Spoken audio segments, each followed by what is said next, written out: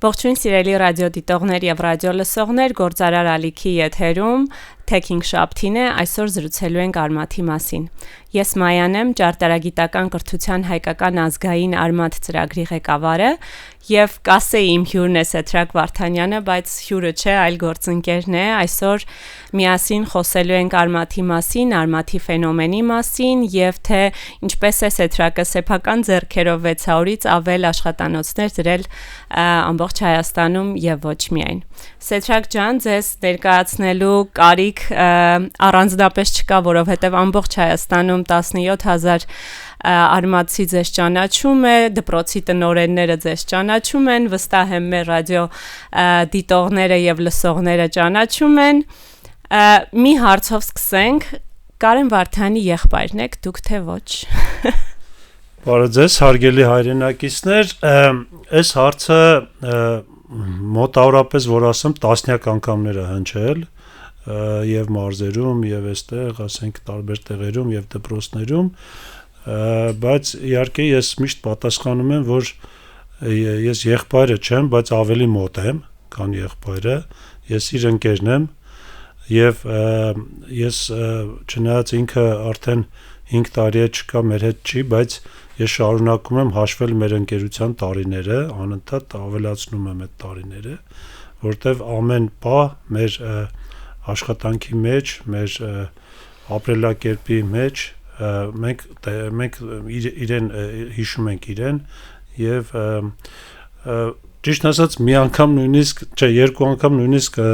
հարցադրում ա եղել, թե դուք տղան եք, իր տղան եմ, ասում եմ, չէ, չեմ կարող, որտեվ իրենից 1 տարի մեծ եմ, 1 տարի, այսպես։ Իսկ քանի տարվա ընկերություն եք հաշվել ու ոնց սկսվեց ամեն ինչ։ 37 տարի է, ինչ մենք ընկերներ ենք, մեր ծանոթությունը սկսվել է 1978 թվականին Արցախյան շարժման տարին, հենց Արցախյան շարժման շնորհիվ, մենք ես եւ Կարենը մի փոքր ավելի ակտիվ ենք, քան թե միտինգների մասնակիցները, միայն միտինգին մասնակցելը եւ կազմակերպական խմբեր ձևավորվեցին, սահմանադրական խմբերի միություն եւ Արաբկիրի բաժանմունքը, որտեղ պետք է հավաքվեր մի տեղում եւ ձևավորել առանձին կազմակերպական կառույց, մենք քանի որ հենց մենք Արաբկիրում էինք բնակվում, հենց այդտեղ հանդիպեցինք եւ այդպես շարժվեցինք առաջ, շարունակեցինք Արցախյան շարժումով եւ հետո հետագայում իհարկե 89 թվականի մարտ ամսին հիմնեցինք կուսակցություն, որը կոչվում էր Սահմանադրական իրավունք միություն եւ եղել ենք այդ հիմնադիր ոնց որ կազմի մեջ։ Հիմա ոնց եկաք արմաթ ու ձեր համար արմաթը ինչ է տվել Հայաստանին, որ մեկնաբանելու լինեք։ Տեսեք, երկար տարբեր բնագավառներում եմ աշխատել եւ ֆինանսական, եւ պետական, եւ շինարարության մեջ, եւ վերջի աշխատավայրս, որ դա բանը պետական մարմնում էի աշխատում, մոտ 14 տարի աշխատեցի, վերջի տարիները շատ ինձ մտահոգել էր երկրի իրավիճակը, ինչ որ պետական համակարգում ես ներսից ես տեսնում այդ փտածության աստիճանը երկրի այն վիճակը, որ մենք միայն կենասներով էինք բանանում, փառաբանում, ասենք երկիրը, բայց իրականում փուչ էր այդ ամեն ինչը եւ նույնիսկ մտածում էի երկիրը լքելու մասին, ինչ որ այլ երկրներ գնալու, բայց բարեբախտաբար առիթ ստեղծվեց եւ ես դուրս եկա այն ժամանակվա այդ պետական մարմնի ղեկավարի հետ կոնֆլիկտի պատճառով դուրս եկա եւ Կարենը հրավիրեց առաջ այն ժամանակ ինֆորմացիոն տեխնոլոգիաների ձեռնարկության միություն, սկզբից որպես ֆինանսական մենեջերն էի, հետո Կարենը ասեց այդ ժամանակ մի 40 խմբակ կար, որ ծրագրավորման գծով էին աշխատում հիմնականում, մի փոքր ռոբոտաշինության, Արմաթ բրենդը դեռևս չկար եւ ասեց արի Սեթրակ, այս ստանձն էլի դու փորձ ունես, դու պետական մարմինների բաների հետ պետքա շփվես, մարզպետների, դպրոցի տնօրենների բան, մենք պետքա սա մեծ թափով քանակը ավելացնենք եւ դարձնենք իսկապես լաբորատորիաներ եւ այդպես միաժամանակ ստանձնեցի նաեւ արմաթի պատասխանատվությունը եւ 2000 մինչև 18 թվականը այդ թիվը ոնց որ 16 թվականից ստանձնեցի 16-ի սկզբից եւ մինչև 18 թվականը 270 լաբորատորիայի հասցրեցինք, իսկ 2020 թվականին արդեն 2020 թվականի սկզբին 570 լաբորատորիա էր առկա։ Դե այդ ամբողջը իհարկե մեր ջանքերի շնորհիվ ա եղել, նաև եւ Կարենի ջանքերի շնորհիվ, նաև ոչ միայն իմ եւ Կարենի, այլ նաև մեծ թիմը աշխատել եւ մինչեւ ինձ են եղել նվիրյալներ, խմբավարներ, այնուհետեւ համակարգողներ եւ հնարավոր է դարձել ոնց որ ասած այդ այն նպատակը, որ պետք է Հայաստանի բոլոր դպրոցներում լինի արմատ ճարտարագիտական աշխատանոց, անկախ եւ երեխաները անկախ իրենց բնակության վայրից պետք է այդ հնարավորությունը ունենան բարձր տեխնոլոգիական կրթություն ստանալու, մենք վերջապես հաղթահարեցինք 50% անոց շեմը եւ այժմ մոտավորապես Հայաստանի դպրոցների 55%-ն է, որ լաբորատորիաներ կան, բայց ցավոք սրտի վերջի տարիներին մի փոքր նվազել է տեմպը, բայց մեր վերջնական նպատակը մնում է, որ բոլոր դպրոցներում պետք է ներդրվի։ Այ ուզում եմ հետ գնանք այդ բոլոր դպրոցներում ներդրվելու հատվածին։ Այ հիմա տեսնում ենք շատ տարբեր նախաձեռնություններ են լինում, 3 հատ, 6 հատ, 20 հատ, 40 հատ, նկատի ունեմ հնարավորություններ է երեխաների կրթություն ստանալու այս կամ այն ոլորտում պարտադիր չի տեխնոլոգիական, հնարավորությունները մեծանում են Երևանում հատկապես, մարզային որոշակի կենտրոններում եւս։ Այ բոլոր դպրոցներում ունենալու այս ձգտումը եւ ընդհանուր ռազմավարությունը ինչի համար էր եւ դեպի ուրա գնում։ Այսինքն մենք նույն ուղու վրա ենք, արդարացնում էր թե չէ այս մասով։ Տեսեք, բանը արմատը ավելին է, քան աշխատանոցը, ինքը նաև ընտանիք է, ինքը նաև ազգապահպանման միջոց է, ինքը նաև ապագա քաղաքացի կերտելու ուրեմն միջավայր է, որտեվ արմատը միայն դասընթացները չեն այդ դպրոցում, գիտելիքների հաղորդումը, որտեվ շատ հնարավոր է, որ այդ պարագայում մենք տանք անհրաժեշտ գիտելիքներ, հմտություններ, երեխաները մեծանան եւ մի գայթակղիչ, ասենք, առաջարկ լինի արտերկրից եւ իրանք մեկնեն արտերկիր, դրանով իսկ փաստորեն մեր հիմնական ջանքերը ոնց որ ջուրը լցնելով, այսինքն մենք ուզում ենք նաեւ հայրենասեր երիտասարդ դաստիարակենք, հայրենաճանաչ, դրա համար մենք խրախուսում ենք, որպեսզի առաջին հերթին նախ երբ որ երեխաները գիտելիքներ են ստանում եւ պետք է մասնակցեն մրցույթների միջոցառումների նախագծեր պատրաստեն, պետք է աշխատեն անպայման թիմային, որովհետեւ լավագույն արդյունքը կարող է ստացվել միայն թիմի պարագայում։ Երկրորդը մենք խրախուսում ենք, որպեսզի երեխաները իրենց ստացած գիտելիքները օգտագործեն դպրոցի համար, համայնքի համար, չգիտեմ, իրենց ծնողների համար, իրենց տան համար որևէ օգտակար բան ստեղծելով կամ որևէ խնդիր լուծելով եւ դրա արդյունքում ինքը կապվածություն է ունենում համայնքի դպրոցի հետ եւ ինքը իրեն բավարարված է զգում նաեւ որտեւ ինքը օգտակար գործ է արել եւ տարիներ կանցնեն եւ ինքը քիհիշի դրա մասին եւ ինքը կապված կլինի իր համայնքի դպրոցի հետ եւ նաեւ իհարկե բացի այդ մենք անցկացնում ենք նաեւ ցուցահանդեսներ եւ տեխնոճամբարներ, որտեղ նույնպես հայրենաճանաչության էլեմենտները առկա են եւ ազգային պարը եւ արշավները եւ պատմամշակութային վայրեր եւ ողջ մնալու արվեստի հմտություններ ստանալ, այդ ամեն ինչը նպաստում է որպեսզի ապագա մեր չասեմ ինժեները, որովհետև մենք մենակ ինժեներներ եւ ծրագրավորողներ չենք մեծացնում, որովհետև տեղեկատվական տեխնոլոգիաները հիմա այժմ առկա են բոլոր ոլորտներում եւ մեր աշխատանոց հաճախող երեխաները պատահական չի, որ շատերը կան, որ ուզում են դառնալ բժիշկ կամ իրավաբան կամ շինարար ու գյուղատնտես եւ իրանց այդ ստացած գիտելիքները օգտագործելով իրանք ավելի պահանջված մասնագետ են լինելու ապագայում։ Այսինքն խնդիրը սա է, որ պետք է նախ առաջինը հասու լինել, պետք է հասու լինի ցանկացած երեխայի այս տեխնոլոգիական կրթությունը, երկրորդը այս այժմյան ժամանակաշրջանում միայն դպրոցական առարկաների սովորելը նույնիսկ երազանց բավարար չի, որպեսզի երեխան հաջողակ լինի եւ հասնի իր նպատակներին, դրա համար լրացուցիչ կրթություն է պետք եւ մենք ուրեմն տալիս ենք այդ հնարավորությունը լրացուցիչ կրթությանը։ Իսկ որ հենց դպրոցի ներսում լինի, այ մենք միշտ ասում ենք, որ հասանելի լինի, այսինքն Տավուշի ամենածայրամասից մինչև Սյունիք, Երևան երեխեքը նույն հնարավորություններն ունենան տեխնիկայի, կրթության, խմբավարի հետ շփվելու, խնդիր լուծելու առումով, իսկ որ հենց դպրոցի ներսում լինի սրանով այն ժամանակ ինչ խնդիր եք լուծում, որ երեխաներին մոտ լինի, թե տնօրինությունը կամ ուսուցչական կազմը անմիջապես տեսնեն արդյունքները եւ այլն, այն ժամանակ 10 տարի առաջ, 12 տարի առաջ որն էր նպատակը։ Գիտեք ինչ, բանը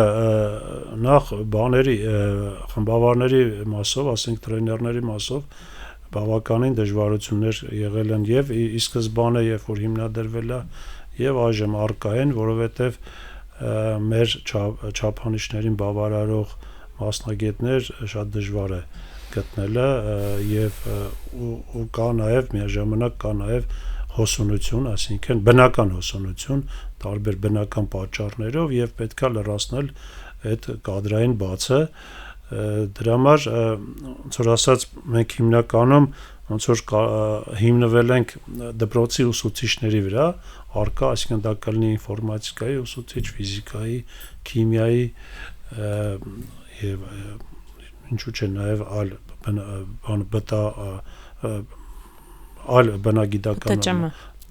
բնագիտական առարկաների գծով ուսուցիչներ, որոնք նաեւ իրանց նվիրվածությամբ կարողացել են երեխաների մեջ սեր արթնացնել այս ոլորտի վրա դրա համար ոնց որ հիմնականում դպրոցների վրա են կենտրոնացել նաեւ ինստիտուցիոնալ առումով, որտեղ պետք էր համակարգ ստեղծել, որը որ պետք է գործեր տասնամյակներ երկար, եթե ոչ ավել ժամանակահատվածներ եւ դպրոցում ինֆրաստրուկտուրան է օգտագործվում եւ տեխնիկական միջոցները եւ պահպանությունը դրա համար ընտրվել է հենց դպրոցները դա ավելի որտեղ մենք մտածում ենք կարենի հետ որ գալու է մի ժամանակ երբ որ բոլոր դպրոցներում տեղադրված լինի ու ինքը արդեն ծրագիրը կայացած լինի ու իր հունի մեջ լինի նույնիսկ այն պետքա հանձնել հնարավոր է հանձնել նաև կրթության նախարարության հետագա կառավարմանը կամ առանձին մարմնի կառավարմանը որտեղ մեր մշտական ֆունկցիան չի մեր ասոցիացիայի առաջատար տեխնոլոգիաների ձեռնարկության միության որպեսզի մշտապես այս օպերացիոն աշխատանքը արվի ընդմիշտ Այստեղ երևի տեղին կլինի մեր լսողներին հիշեցնենք, որ Արմաթը իրականացվում է Հայաստանի Հանրապետության կրթության, գիտության, մշակույթի և սպորտի նախարարության աջակցությամբ և հովանավորությամբ ու 90-ից ավել տոկոս դեպքերում հենց դպրոցում է տեղակայված, որտեղ 10-ից 18 տարեկան երեխեքը հասանելիություն են ունենում ճարտարագիտությանը, խնդիրներ ձևակերպելուն ու լուծելուն։ Մի քիչ որ հետ գնանք, ուզում եմ դեպի էմոցիոնալ կողմ գնանք, այս 600-ից ավել աշխատանոցներ ներդնելիս Սեթրակ։ Որոնք են դեպքերը, որ ձեզ տպավորել են մարզային ներգրավվածության մասով կամ համայնքը, որ ինքը ներգրավված է եղել Արմաթ ներդնելու աշխատանքներում կամ որ sense նայում եք 3 վայրկյանում, որ դեպքերն եք հիշում, որ շատ են տպավորվել ձեզ մեջ։ Ասեք, բանը, երբ որ այն որ ասեցի պետական համակարգում, որ աշխատում է վերջ տարիներ հիասթափված, տենց իրավիճակ էր, հետո որ մտա այստեղ եւ Արմաթ ծրագրով սկսեցի կազմակերպական հարցերով զբաղվել եւ երբ որ գնում ես դպրոցներ, մանավանդ գյուղական դպրոցներ, եւ երբ որ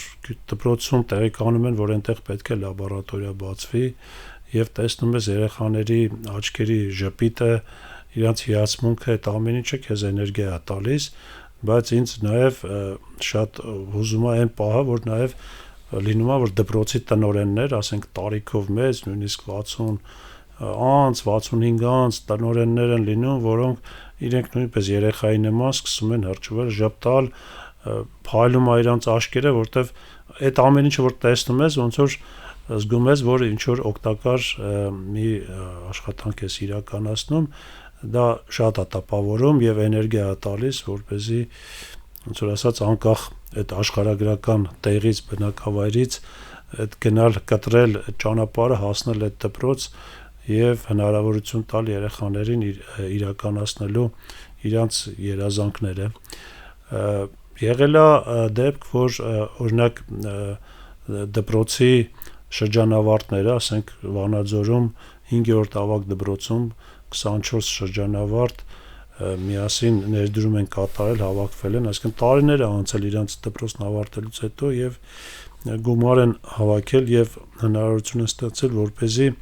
իրենց իսկ ավարտած դպրոցում ինժեներական լաբորատորիա լինի, ինչ ասեմ, Երևանի 60 դպրոցում 60-ը որն է? Չէ, 130 դպրոցը դե իմ դպրոցն է, իմ ավարտած, իհարկե այստեղ ավելի քիչ անձանցով, բայց մենք էլ վերջը իհարկե ոչ միայն մեր, նաև VMware ընկերության նաև ջանքերով համատեղ կարողացանք իրականություն դարձնել նաև մեր դպրոցում։ Ու ստենց եթե ինչ որ այլ չգիտեմ յուրահատուկ ինչ որ բաներ, որ մի հատ բան կարող եմ պատմել, որ ճիշտ ասած մեկ պատմում եմ, որ եղել է դպրոցներում հետարքիր բանը իրավիճակներ, երբ որ ներկայացնում եմ ծրագիրը, միշտ հարցնում եմ, թե ինչ եք ուզում դառնալ, ինչ մասնագիտություն եք ուզում ընտրեք, տարբեր պատասխաններ ա լինում շինարար, գյուղատնտես, իրավաբան, ինժեներ, եւ Արմավիրի մարզում չասեմ, որ գյուղում մի դպրոցում երբ որ հարցեցի, տարբեր պատասխաններ եղավ եւ մի աղջիկ մի մոտավորապես 7-րդ դասարանցի կլներ, ինքը ասեց, կասեմ, ես պատասխանեմ, ասեցի, խնդրեմ, ասեց, ես ուզում եմ մայրիկ դառնամ, ճիշտ ասած իմ համար շատ անսպասելի էր ու ես մի րոպե չէի կարողանում որևէ խոսք ասել դրանից հետո, այդպես կատակի տվեցինք, թե արդյոք հայրիկը Պակաս արժանի պատասխան չի։ Իհարկե, բայց շատ մեծ համարձակություն էր պետք է այդ աղջկա համար, որպեսզի ինքը ամբողջ դպրոցի առաջ աշակերտների այդպիսի պատասխան հնչեցներ, որտեվ կարող էին հետագայում շահարկել էլի այդ ամեն ինչը, բայց ինքը այդ համարձակությունը ունեցել էր եւ իր սրտի խոսքը ասել էր, էլի։ Ու հետարքիր էր, որ այդպես ու անդադ sense տպավորված էր մեջս, բայց երևի մի 15 օր հետո մեկնում ենք Ջավախք, Ախալքյալակում առաջի արմատ լաբորատորիան, այսինքն Ջավախքում առաջինն էր եւ Ախալքյալակում պետք է բացենք ու այդ նույն հարցերը ոնց որ տալիս եմ, ինչ եք ուզում դառնալ, տարբեր էլի պատասխաններ, տարբեր մասնագիտություններ ու մի տղա էլի տենց այդ տարիքի մոտավորապես ասում է, ես ուզում եմ հայրիկ դառնամ, շատ անսպասելի էր էլի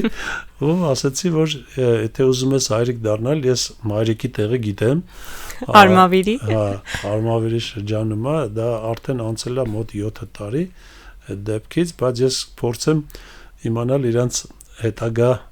ասма կյանքի ճանապարհը թե ինչպես է դասավորվել,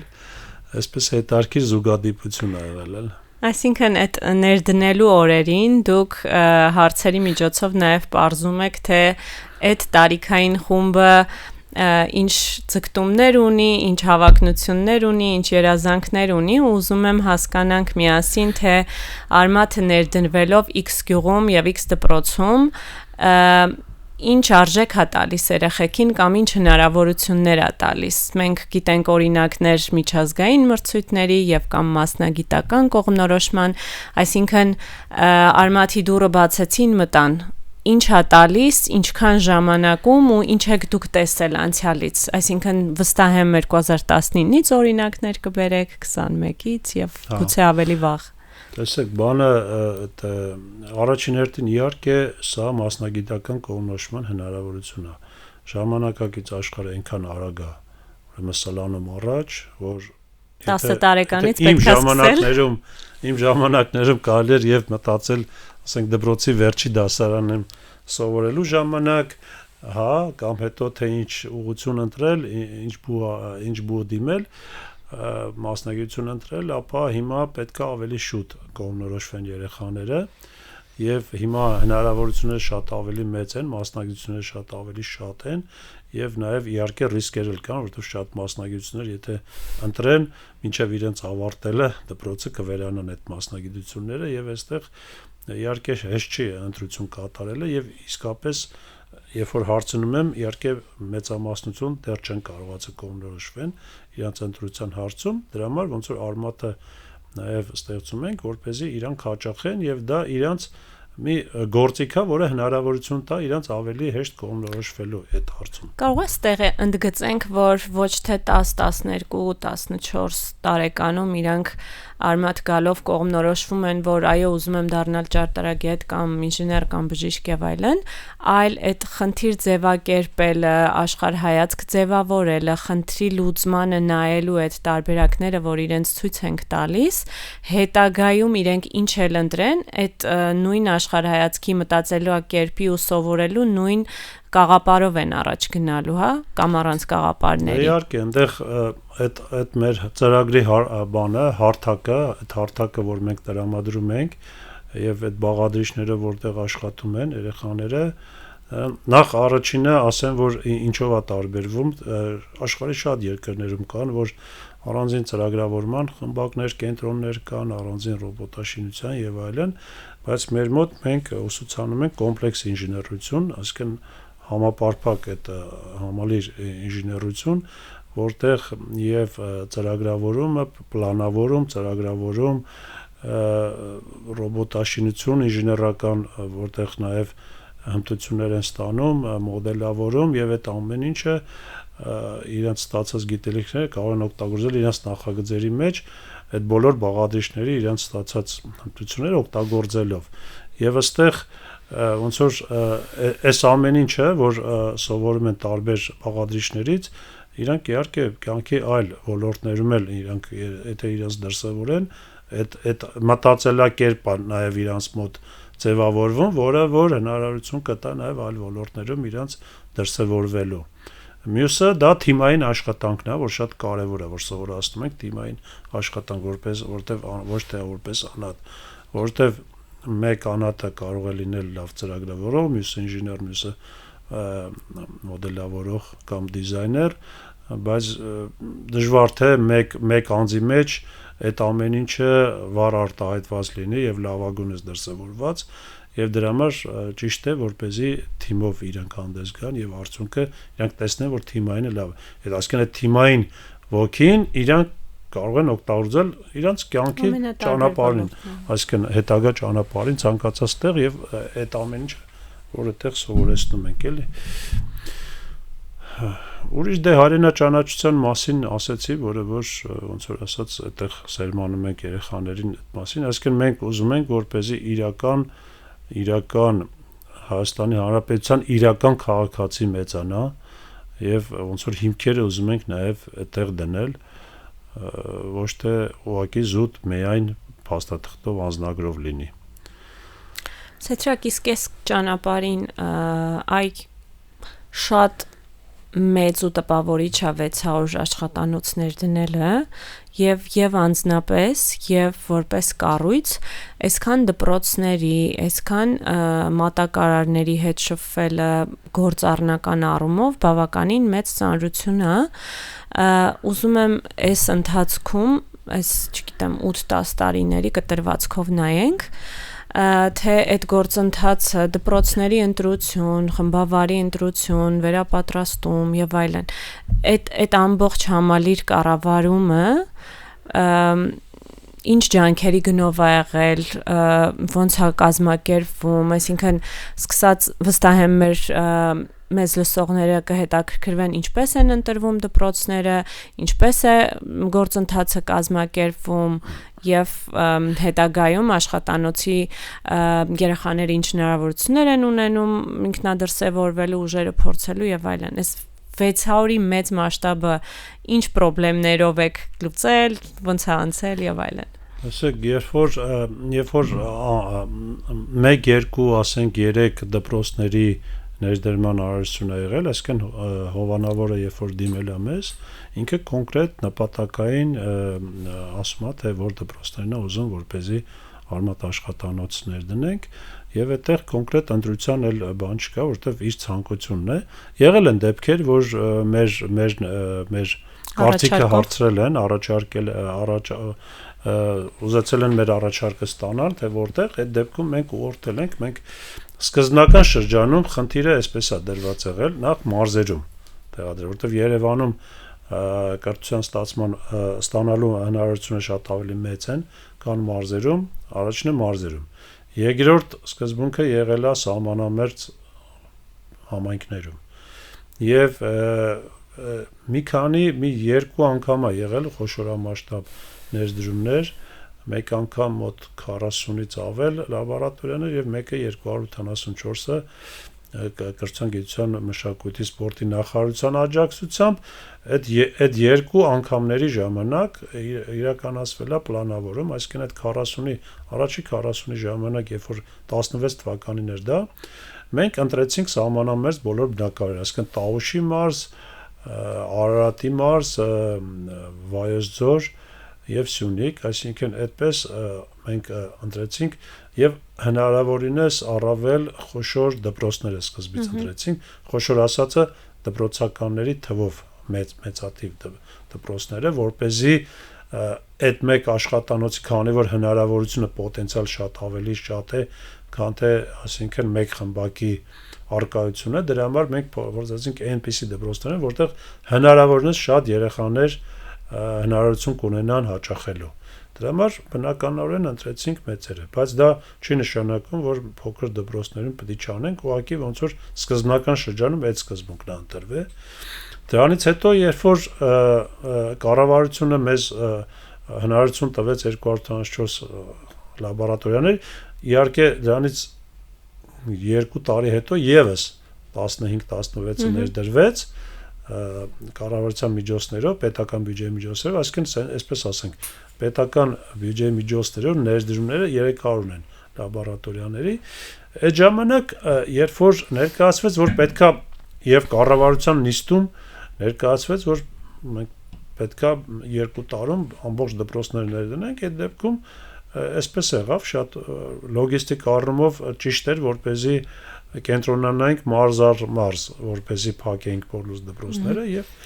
եւ 3 մարզ, ասենք Լոռի, Տավուշը եւ Շիրակը պլանավորեցինք, որպեսզի ըստ էության բոլոր դպրոցներում ներդնենք։ Դրանից հետո պետք է շարունակենք արդեն մնացած մարզերը, ցավոք սրտի շարունակություն չեղավ եւ ինչ որ հայտարարվեց, մնաց ընդամենը հայտարարություն։ Գուցե ընթացքում անենք, այսինքն ֆիքսում ենք, որ բոլոր սահմանամերձ գյուղերում,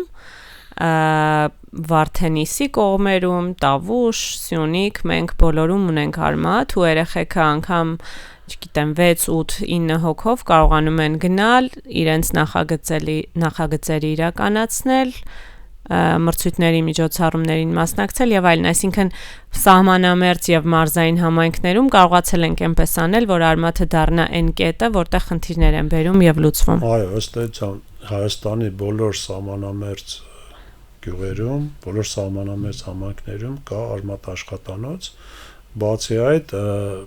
լինում են դեպքեր, որ հարակից համայնքներում որտեղ չկա եւ շատ մոտ է հեռավորությունը, հնարավորություն կա, որպեսզի այդ սկզբունքներից մեկն է մեր արմատի, որ ցանկացած երեխա, ցանկացած արմատ աշխատանոց կարող է հաճախել։ Այսինքն այդպիսի դեպքեր ունեն, որ կողքի համայնքներից են գալիս հաճախում այդ դպրոցները։ Օրինակ, ասենք, եթե դպրոցի դասերը 9 ամիս են տևում, 3 ամսի արձակուրդ է, այդ արձակուրդի ժամանակ հնարավոր է, որ տվյալ երեխան, ասենք, մեկնի իր բարեկամի ավելի այլ գյուղ, իր բարեկամի մոտ անցկացնի եւ այդ բարեկամի գյուղի դպրոցում ինքը կարող է շարունակել հաճախել այդ մի քանի ամիսը արմատ աշխատանոց։ Կուզեմ անցած տարվա, այսպես որ ասցիք հարևանի գյուղ տեղափոխվի եւ այլն, հիշեցի անցած տարվա մի քանի համայնքներ, որոնք մեզ ԱՏԾՄ-ին հորդորում էին ավելի արագ բացել իրենց արմատները եւ միավորվեցին ու իրենց արմատները բացեցին։ Կուզեմ այս ֆենոմենի մասին մի քիչ խոսեք, ոնց ստացվեց, որ տարբեր կողմեր միավորվեցին ու հիմա մենք այդ տարբերությունը ինչպես ենք տեսնում։ Իհարկե հիմա մենք նաև բան ենք ընթացք ենք տալիս այն առաջարկներին, նախաձեռնություններին, որտեղ տվյալ համայնքի դպրոցի կողմից իրականացվում է նախաձեռնություն է իրականացվում եւ ցանկանում են արմատ աշխատանոց բացել, ճիշտ նաև շատ տնօրեններ ես լսել եմ, որոնք որ տեխնացու են դեռևս ծրագրի մեջ ընտրվեն, իրանց ծրագրերում, ասենք, տասնյակներ գիտեմ այդպիսի դեպքեր, որ ներառում են արմատ աշխատանոցի ներդրումը եւ մեծ մասը կարծեմ ասկն իրականություն է դառնում եւ այստեղ տվյալ դպրոցի ուսուցչական կազմի բարձր դասարանի երեխաների համայնքի ղեկավարի համայնքի ակտիվ մասի ջանքերով շատ արդյունքներ ունենք մենք այս վերջի մի քանի տարվա ընթացքում որտեղ նույնիսկ 1000 դրամից սկսած ներդրումներով կարողանում են իհարկե մեծ ջանքերով, դժվարությամբ, բայց կարողանում են նաև հասցնել այդ ավարտական, այդ ֆինանսական հնարավորությունը շեմը հաղթահարել եւ իրականություն դարձնել աշխատանոցը եւ դա շատ ավելի գնահատելի է, երբ որ իրանց ջանքերով է լինում եւ իրանք հաստատ կփայփայեն այդ արմատները, որպեսզի ինքը մշտական լինի, շարունակական լինի։ Առավել հոգացու վերաբերմունք լինի, իհարկե։ Շատ լավ, դե մի միջազգային այս մրցույթներին, որ ակտիվ մասնակցում են վերջին տարիներին երեխաները, վստահ եմ, որ մի քանի տարի առաջվա օրինակներից մեկով կկարողանանք ամփոփել, ոնց է անցնում այդ նախապատրաստական փուլը։ Ես գիտեմ, որ դաշտի պատրաստություն, չգիտեմ, կանոնակարգ եւ այլն դուք գործուն մասնակցություն եք ունեցել։ Այդ միջազգային մրցույթների կարևորության մասին եմ ուզում մի քիչ խոսեք։ Միասին բացահայտենք եւ հասկանանք եւ տեղականները ոնց են բացահայտում երեխեքին ու ինչ մոտիվացիայի աղբյուր են տալիս տեղական մրցույթներն ու միջոցառումները։ Շատ կարևոր է մրցույթներ, ցուցահանդեսները եւ ճամբարները, որտեվ մենք այն ինչ որ դասավանդվում է դպրոցներում խմբակի ժամերին, մենք իրականում, այսինքն ամենա արդյունավետ միջոցը, գործիքը դա մրցույթներն է ու ցուցահանդեսներն է, որտեղ մենք կտեսնենք արդյունքները, այսինքն կֆիքսենք արդյունքները, որտեղ այնտեղ իրանք գիտելիքը օգտագործում են արդեն կոնկրետ մրցակցության մեջ այլ արմատցիների, այլ թիմերի, այլ բնակավայրերի երեխաների հետ եւ մրցակցության մեջ են եւ իրանք պետքա խնդիրներ լուծեն, արդեն իրանց առաջ կոնկրետ գործառնական խնդիրներ են դրվում եւ իրական կյանքին մոտ խնդիրներ եւ այդ խնդիրների լուծումը մենք տեսնում ենք հենց մրցույթներում եւ դրա համար մենք յուրաքանչյուր տարի բոլոր բաղադրիչներով մրցույթները անցկացնում ենք եւ robotics մրցույթեր ծարվա 17-րդն է եւ պատահական չի որ ինքը ավելի մեծ է քան թե արմատը եւ որտեւ ամեն ինչ սկսվել է հենց robotics մրցույթից բայց մենակ տեղական մրցույթները հանրապետական բավարար չեն իհարկե մենք փորձ եղել է մեկ անգամ եւ իհարկե ապագայում էլ դա լինելու է որ մեր մրցույթները հանրապետական պետք է լինեն միջազգային ընդգրկմամբ առավել եւս որ օրինակ մեր ռոբոտների մրցույթը դա ինքնակառավարվող ռոբոտների մրցույթ է եւ հիմնականում աշխարհում տեղի ունեցող մրցույթները դրանք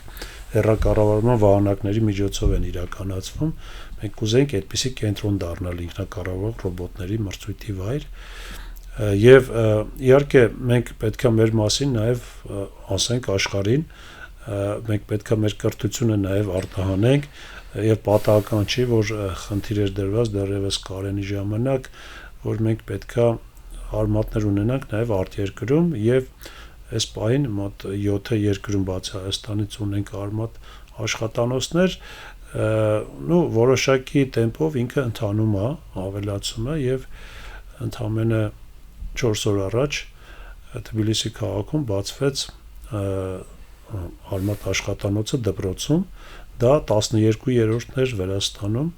իսկ ընդհանուր արտերկրում ունենք 18 աշխատանոց եւ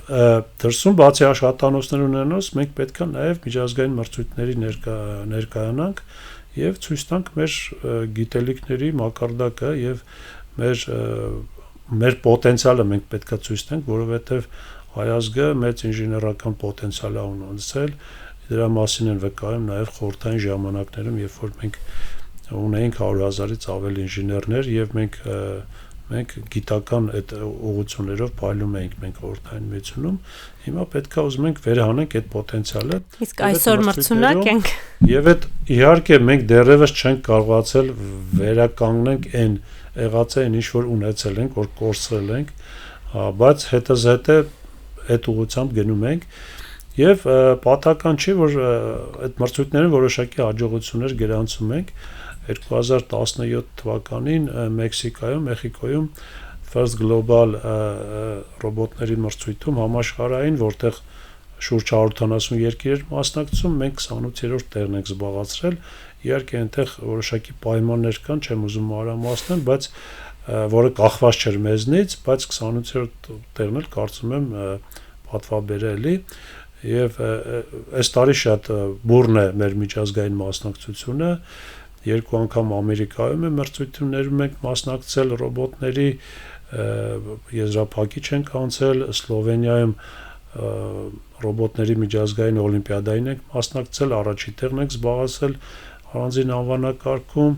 այժմ պատրաստվում ենք արդեն First Global-ի այս տարվա մրցույթին Պանամայում որտեղ 192 երկիր է մասնակցում եւ այժմյան մեր հավակնությունները շատ ավելի բարձր են Իսկ այդ պատրաստությունը իսկապես մեծ ջանքեր է պահանջում, պետք է երկար նույնիսկ ամիսներ շարունակ պատրաստվել դրան, որտեղ մրցակցությունը շատ բարձր է եւ մենք ոնց որ սպորտի շատ սպորտաձևերում ենք շատ հաջողություններ գրանցում, մենք պետք է այստեղ էլ գրանցենք եւ աշխարհին ցույց տանք, որ նաեւ մենք ունենք այդ գիտուժը։ Այստեղ երևի ընդգծեմ, որ վերջին հաղթանակի մեր նախագիծը գազի արտահոսք հայտնաբերող սարք էր, որը Գեղարքունիքի մարզի երեխաներն էին նախագծել եւ պատրաստել ու հիմա էլ նախագիծը Հայաստանում չի, Ամերիկայում ցուցադրվելու է գնացել, այսինքն մենք արմատցիներին կյանքից կտրված գիտելիքներ չենք տալիս, այլ տալիս ենք իրենց համայնքի, իրենց կողքի խնդիրները լուծող նախագծեր պատրաստելու ունակություն եւ խնդիր Օգտվելով այդ առիթից ես կուզեի մեր գազի հայրուս գազարտի, չգիտեմ ինչպես է կոչվում։ Եթե մեզ լսում են։ Հույսով եմ ինչ որ մեկը լսում է գոնե աշխատակիցներից եւ կփոխանցեն ղեկավարությանը, որտեղ իրանց պետքա հետաքրքրի այս նախագիծը, որը արտահոսքի հայտնաբերում է իրականացվում ռոբոտի միջոցով եւ կարող է կանխարգելել շատ ցավալի հետևանքները Դրա համար ես կորդորեի, որպեսզի հրավիրեին մեր թիմին իրենք եւ միգուցե այս փորձնական մրցույթային նախագիծը դառնալ իրական նախագիծ դառնար եւ կիրառվել նաեւ հանրապետությունում։ Ուզում եմ դիմեմ երեխաներին դպրոցականներին, երեխաներ ջան, ուրեմն տեսեք մենք մեր երկիրը հայտնվել է բավականին ծանր վիճակում եւ մեր եւ հաջողությունների եւ անհաջողությունների պատճառներից պատճառը, եթե խորը վերլուծենք, դա կրթության պակասն է կամ լավ կրթությունն է հաջողության դեպքում։ Դրա համար այն ինչ որ այն վիճակում որ հայտնվում ենք, դա կրթության պակասն է եղել։ Խնդրում եմ կրթության վրա ձեր մեծ ուշադրություն դարձրեք, որտեվ եթե ուզում եք արժանապատիվ ապագայում ապրել եւ նպաստել մեր երկրի զարգացմանը, մեր ապագա հաղթանակներին, ձեր գործը, ձեր աշխատանքը, ձեր հարենասիրությունը դա կրթություն ստանալն է եւ նաեւ ինչու՞ չէ լրացուցիչ կրթություն ստանալն է։ Եվ միայն այդ ձևով մենք կարող ենք կայացնել այս երկիրը, որտեվ մեր սերունդը դեռևս չկարողացավ ամբողջությամբ կայացնել այս պետությունը եւ դրա համար հիմա ոնց որ այդ բեռը ընկել է նաեւ ձեր վրա, իսկ մեր խնդիրն է, որպեսզի ձեր համար լավագույն պայմաններ ստեղծենք կրթվելու համար։ Շատ լավ, շնորհակալություն։ Սիրելի ռադիո լսողներ, մեզ դիտող մարդիկ, շնորհակալություն մեզ հետ լինելու համար։ Մինչ Tech 5 շաբթին է եւ Digitech-ի նախապատրաստական աշխատանքները եւ Արմաթում եւ Tech համայնքում, մենք կգնանք աշխատելու, նոր նախագծեր ստեղծելու եւ հաջորդ թողարկումներին առավել հետաքրքիր պատմություններով բացահայտելու տեխնոլոգիական Հայաստանը։